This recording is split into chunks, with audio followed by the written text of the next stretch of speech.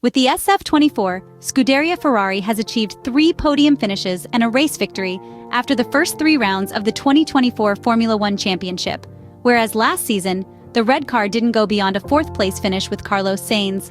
This perfectly captures the evolutionary step of the Prancing Horse.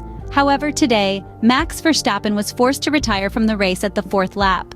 The brakes of his Red Bull RB20 car failed, depriving the Maranello team of the chance to understand if the Dutch champion was beatable in Australian Grand Prix.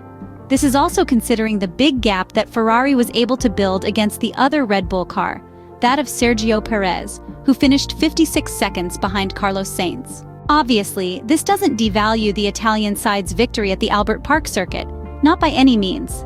However, triumphing in Australia with the Dutch driver at the finish line would have undoubtedly added greater value to the achievement in this 3rd round of the 2024 Formula One season. Vasseur enjoys his appearance in front of the media microphones at the end of the race and mentions the previous reasoning. The French manager argues that they cannot know how it would have gone with Max Verstappen on track until the end of the Australian Grand Prix, reminding everyone that there are still 21 races to fight against the reigning world champion. However, success didn't come by chance, as the SF24 showed truly optimal adaptation to the Albert Park circuit since the first free practice session on Friday. We're talking about one of the cleanest weekends since the French manager has been employed by the Ferrari top management in the start of the previous championship. The encouraging factor within the Australian competitive context concerns tire management capabilities.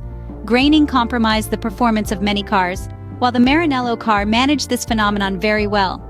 This is evidenced by the times during the first stint, where Carlos Sainz was capable of lapping almost a second faster than Sergio Perez, who struggled to keep the tires in the correct operating window.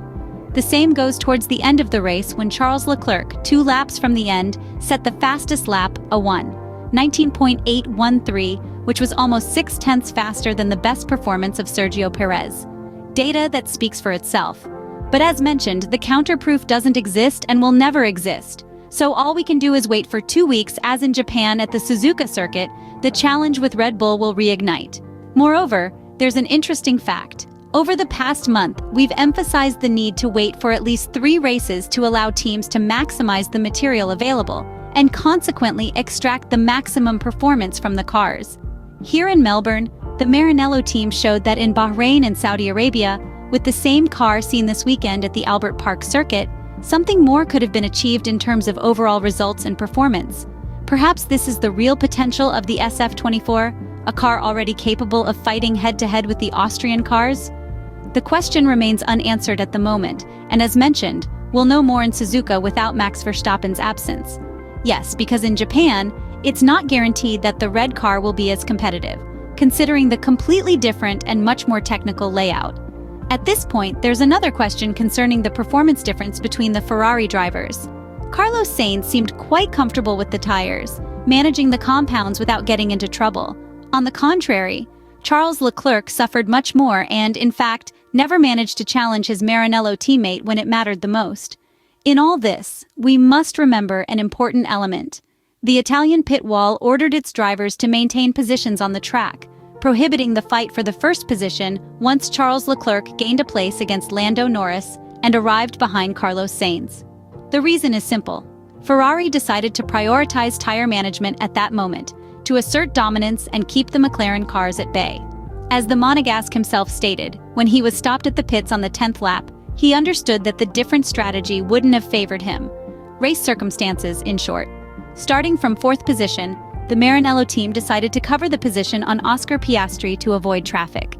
In conclusion, we certainly can't state that the historic Italian team made a strategic mistake. On the contrary, the choices made by the Maranello pit wall ensured a comfortable 1-2 finish in Melbourne. However, this type of approach, apart from the pace on the track, took away, albeit from the net perspective, that small chance for the Monegasque to close in on the exhaust pipes of number 55 and try to overtake his teammate. Charles Leclerc didn't make a fuss, but as always, his expression in front of the cameras doesn't lie, and personal satisfaction wasn't sky high at the end of the race. On the contrary, he pointed out to being happy for the team's result in the Australian Grand Prix. Regarding our race analysis, we can add that even if the strategy wasn't pro-Charles Leclerc, the Ferrari driver would hardly have been able to snatch the position from the Spaniard, Also considering that, although the feeling with the SF24 was better than in qualifying, today, Carlos Sainz had a more solid race. The Spaniard thoroughly deserved the victory and probably had a few more tenths to exploit if his Ferrari teammate had gotten closer.